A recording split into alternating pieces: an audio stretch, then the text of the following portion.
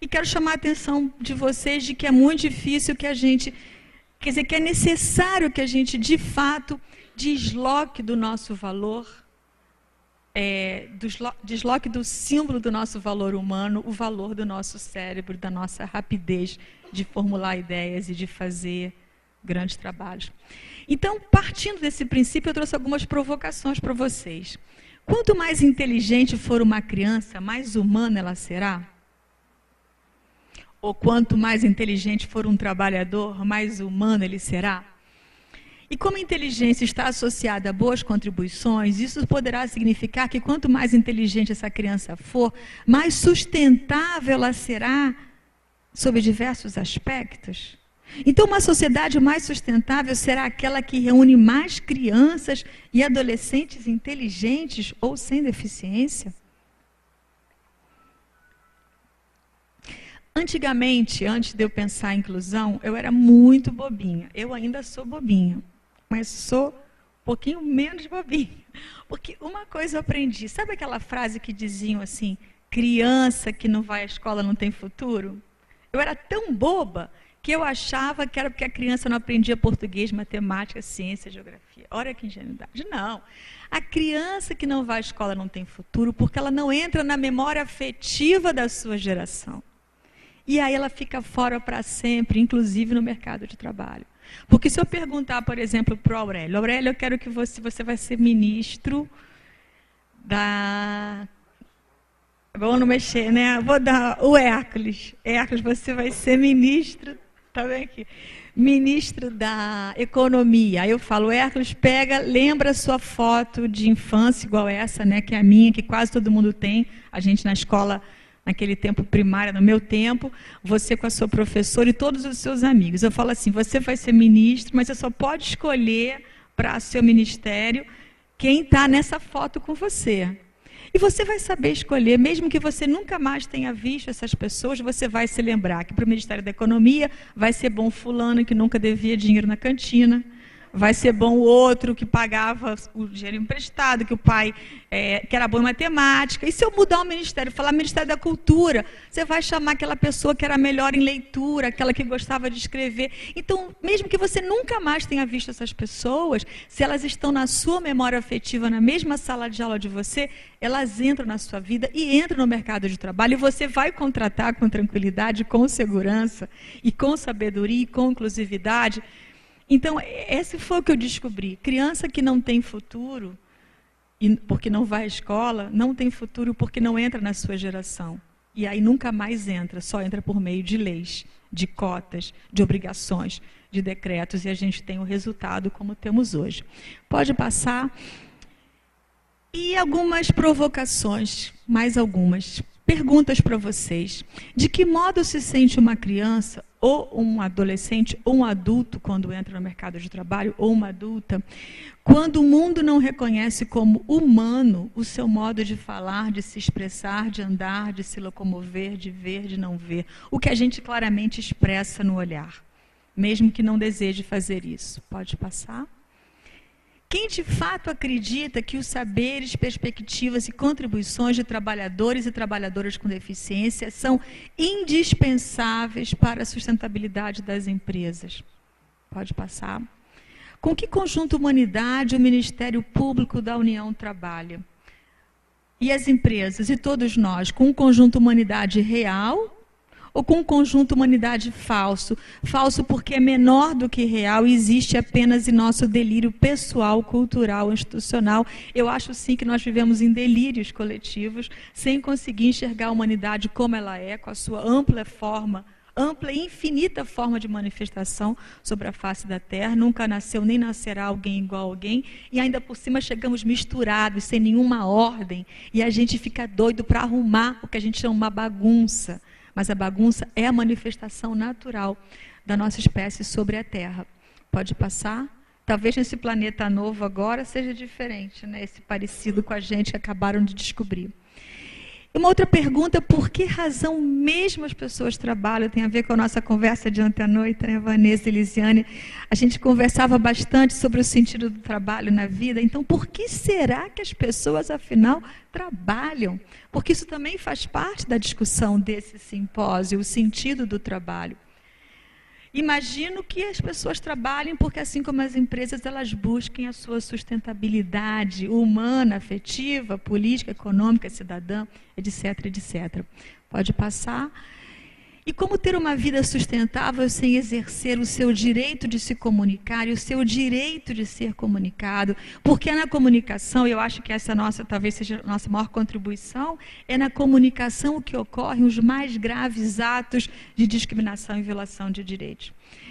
As pessoas, as CIPAs das empresas pintam de vermelho as coisas para as pessoas saberem que ali é vermelho. Para a pessoa cega, não adianta nada ser vermelho.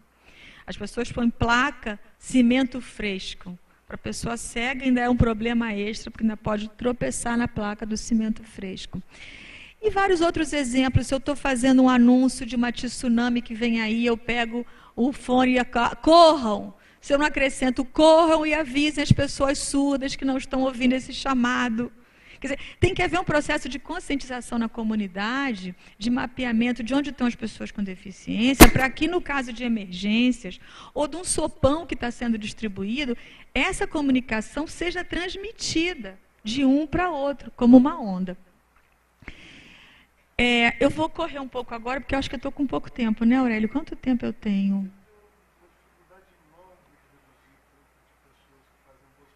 Oh, muito obrigada. Mas quanto tempo eu tenho assim? Algum tempo. Então volto atrás, eu vou contar uma história que é uma história que eu gosto muito e essa daí, porque assim, o direito à comunicação ele é um direito humano. Só que a Escola de Gente trabalha com esse direito à comunicação partido, no sentido de dividido em dois direitos. A gente trabalha com o direito de se comunicar e o direito de ser comunicado. E eu aprendi isso durante uma oficina aqui em Brasília. Que coincidência, até na Fundação Banco do Brasil. E antes de criar a Escola de Gente, eu estava fazendo uma oficina inclusiva para a Fundação Banco do Brasil, e a Fundação Banco do Brasil tinha um funcionário surdo, que era o único funcionário surdo, que trabalhava lá, única pessoa com deficiência, que eu me lembro pelo menos, e era uma pessoa tratada com toda a dignidade, todo o carinho, todo o respeito, e fazia, segundo a Fundação Banco do Brasil, linguagem... era oralizado, fazia linguagem labial. Falei, certo? E na nossa metodologia da oficina inclusiva, a gente sempre leva intérprete de Libras, mesmo que não tenha ninguém surdo, faz parte da metodologia, uma pessoa surda. E a gente levou intérprete de Libras, e esse jovem, ele estava lá, e ele logo se interessou muito pelo intérprete de Libras, o que causou um certo estranhamento à fundação, porque até então se pensava que ele não precisava da Libras. Aí você leva o intérprete de Libras, a pessoa só olha para o intérprete de Libras. Aí começamos a fazer oficina, etc e tal, e a oficina ia ser feita em 2 dias. A primeira parte estava terminando, e eu falei, então, se a Fundação Banco do Brasil for fazer um evento em espaço público coletivo, isso no ano de 2000, tem que ter intérprete de Libras, audiodescrição, estenotipia, nananã.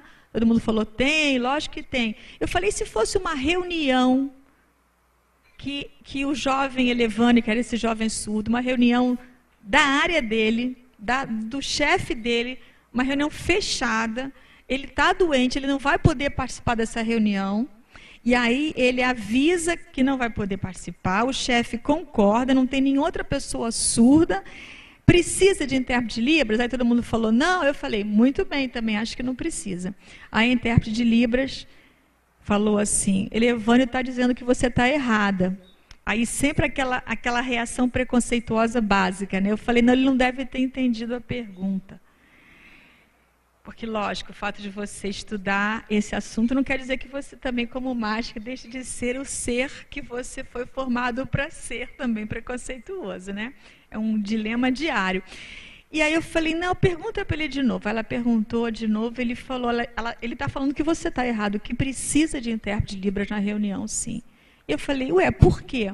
E aí o Elevane falou, porque eu tenho o direito de ser comunicado numa língua que é oficial no meu país, de um assunto relevante, de uma reunião para a qual eu fui chamado, que trata de assuntos do meu interesse. E aí eu fiquei apaixonada por essa noção de ser comunicado. Quer dizer, não é mais a comunicação, inclusive em tempo real, é o direito ao relato de forma inclusiva. Isso é um mundo, isso é um trem, isso é uma aventura para a gente construir. Não estou falando que isso imediatamente tem que ser implementado hoje, mas a Escola de Gente tenta caminhar nessa reflexão.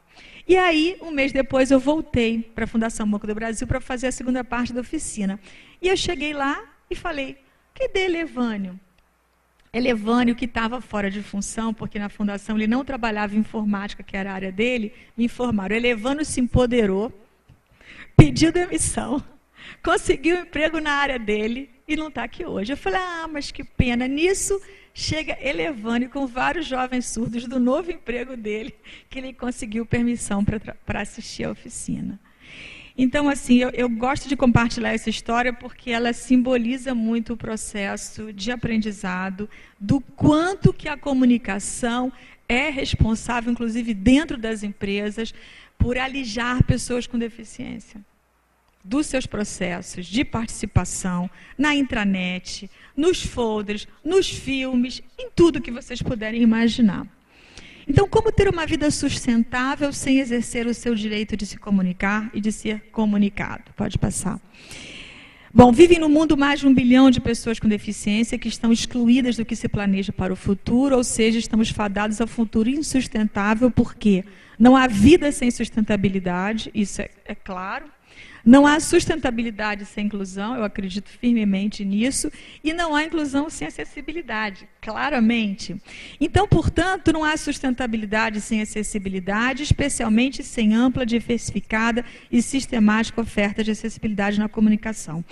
Eu entendo que a acessibilidade mágico-instrumental é um direito relacionado ao direito à vida, porque até no exemplo da tsunami que eu disse para vocês, a tsunami vem, ninguém avisa a pessoa surda, ela vai morrer pela ausência de acessibilidade na comunicação.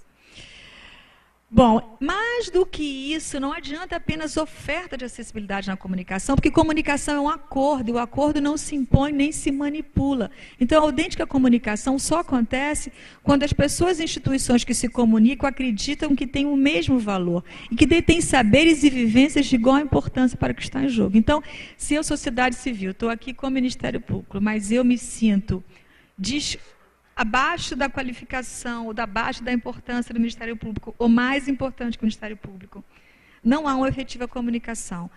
No dia a dia também é assim. O adulto, quando fala com uma criança, claramente não ouve a criança, porque considera que a criança, na maioria das vezes, não é um ser de mesmo valor do que o adulto. O adulto sabe mais, criou, pariu, educou, paga colégio. Algo que me chama muita atenção no modo como a gente trata a criança, que a gente não faz com o adulto, né? Quando a gente conhece um adulto, a gente não toca no adulto, né? Oi, tudo bem? E a gente vê uma criança, aperta a bochecha, faz carinho, agarra o cabelo. E eu fico pensando que isso também é uma violação, porque é o corpo de outro ser, que eu não sei por que razão a gente acha que tem direito de tocar. E para mim tudo isso está relacionado e se manifesta na comunicação. Pode passar. Questão do orçamento, que é o tema que eu mais estudo hoje, que é título do meu próprio livro, próximo livro, que é o quanto que nós discriminamos pessoas com deficiência por meio de orçamentos. Então, você olha um orçamento, você consegue hoje falar o quanto ele é discriminador em relação a pessoas com deficiência ou não. Então, não há como fazer inclusão sem alteração orçamentária. Quanto custa não discriminar pessoas com deficiência? Nós não sabemos, mas se a pergunta fosse quanto custa discriminar pessoas com deficiência, nós sabemos, são os orçamentos atuais. Pode passar. Eu vou fazer só uma coisinha leve agora, tá? Isso é coisa de pessoa que já está perto da terceira idade e que quer fazer gracinha. Pode passar.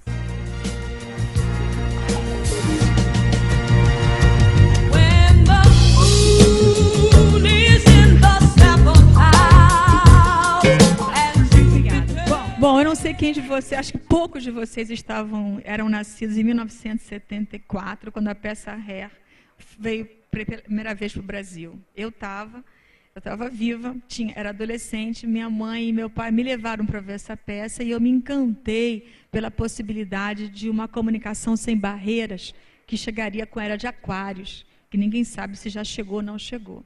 Então, naquele dia, eu decidi que a comunicação era a minha força. Depois, pode passar, aconteceu um outro fato na minha vida. Aliás, foi antes, né? A comunicação foi depois. Mas esse fato, que também tem a ver com comunicação, eu também compartilho, porque todo mundo aqui é pai, ou é mãe, ou vai ser, ou tem sobrinho. E quando os astronautas foram à Lua, isso foi em 1969, eu também já era viva. E tinha 11 anos. Não, mas é porque esse fato é muito importante. E aí eles foram à Lua e eu falei para o meu pai que eu queria muito comunicar aos astronautas o quanto que eu, moradora da região norte, do Grajaú, do Rio de Janeiro, estava emocionada com aquilo, né? E eu acho que talvez outro pai falasse: que isso, filhinho, eles estão lá, americanos, estão no norte, acabaram de ir à Lua, numa nave, saíram do planeta, não vão dar bola para essa comunicação. Fala inglês, você fala português. Mas meu pai falou: não, filha, que importante. Que importante. Eu fiz uma carta, foi traduzida, foi para os astronautas e eles me responderam. Então, assim, a comunicação por meio de uma carta, quando eu tinha 11 anos, me fez sentir pela primeira vez que eu pertencia ao mundo e que a comunicação era um instrumento de trabalho e era uma força de pertencimento e de comunicação.